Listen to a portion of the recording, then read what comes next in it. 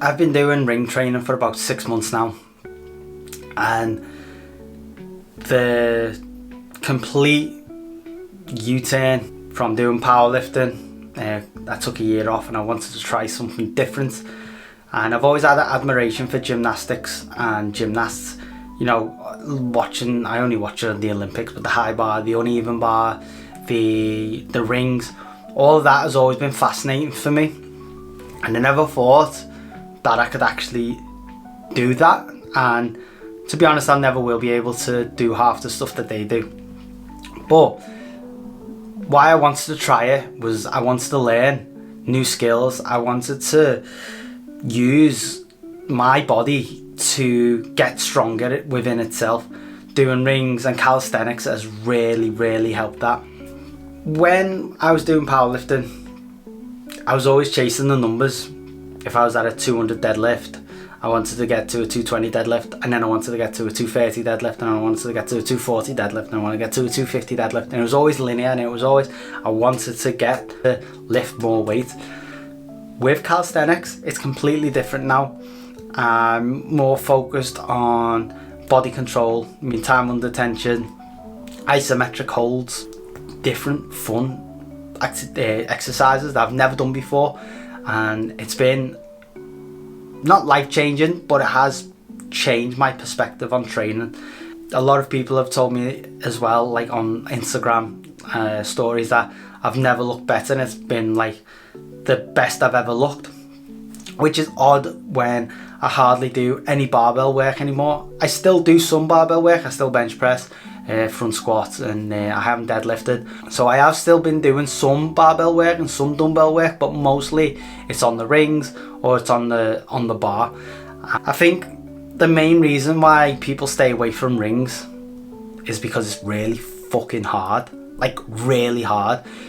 When you try and do a ring support hold for the first time and you're shaking everywhere, and people just get disgruntled by this, and then they're like, you know what, I might not be able to do a German hang, or I might not be able to do RTO dips or Bulgarian dips because they're so unstable in the shoulders.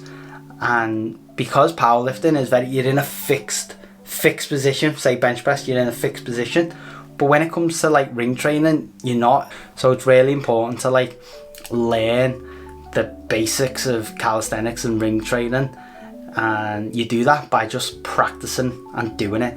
Try ring training, try doing ring supports, try and do German hangs, try and do front levers, try and do ice cream makers, try different variations, and I'm sure you'll get a lot stronger. Your core will get a lot stronger, because I had that same issue, was the stability. You know, by practicing and doing a lot more, practice whole time, practice scapular control, practice just being on the rings and being on the bar, doing calisthenics, it's going to really help. So most of the common mistakes that I've seen in myself, because I am a beginner, so the things that I've done in the past, one, trying to do exercises straight away that I just cannot do. I can't do a front lever, I can't do a back lever, I can't do a muscle up without kipping. So I'm still in the beginner phase, but what I am doing, I'm trying to find variations, just like in powerlifting, variations of exercises that I can do that I'm competent at, that'll get me to that point. For example, a front lever tuck, back lever tuck. I can do ice cream makers, which is again is a variation to try and learn to kick your legs out when it comes to a front lever. Doing German hangs for the first time. That the first time you do German hangs, if you're a powerlifter and you're tight, is that stretch in your chest, that scapular retraction. And because powerlifting is so linear and it's such in one plane of motion, you don't really get that. But with the ring training, you're getting a various copious amount of different things going on in one exercise. You've got different planes of motion, you're going from one plane of motion to another plane of motion, you're going to your balance, your stability in your shoulder, your tendons, your ligaments, everything is going to fire, everything's going to work differently. I think to start with ring training, learn how to do a pull-up on the rings, learn how to do a pull-up in general. Doing dips, you know, with the book Overcoming Gravity, it says you have a few staples that you really need first before you start trying to do these techniques. So can you do full squats? Can you do pull-ups? Can you do dips? If you can do all three of them, doing the skills, obviously it's hard, but doing the skills makes it a little bit easier because you've already got that foundational strength there. You know, building grips, for example, your false grip.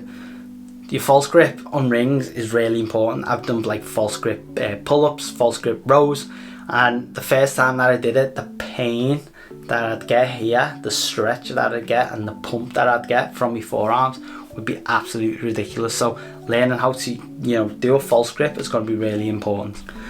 So when it comes to skill training as well, you don't want to go straight into it. If you can do that, then you're a freak athlete, then by all means do it. Do your front levers, your back levers, if you can do it. I'm not as fortunate, so regressing the exercises is going to be really important. For example, if you can not do a front lever full, like me, I can't do a front lever with my legs out. Start with a tuck, and when you go from a tuck, go to an advanced tuck, and when you go from an advanced tuck, go to a straddle. If you can do a straddle, then go to a full one. Regress your exercises. If you want, use bands.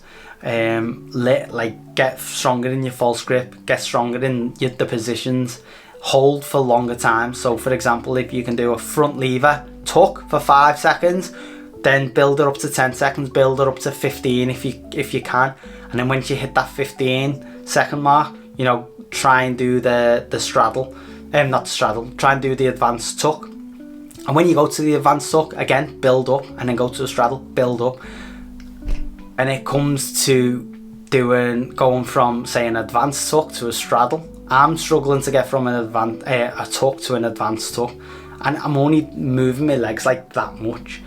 So by getting stronger in the positions, it's going to really benefit to get those skills, to get the skills of a front lever, a back lever, things like that. If you want to try ring training for the first time, there's a link to my free rings program. It's about 4 weeks.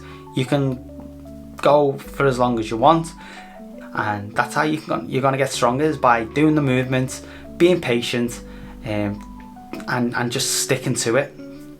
But yeah, if you've liked the video, please like, subscribe, go follow me on my Instagram as well, on Elite Movement Systems, and I put stories up all the time and putting reels up all the time. So if you want to get some free info, then please go to Elite Movement Systems on Instagram.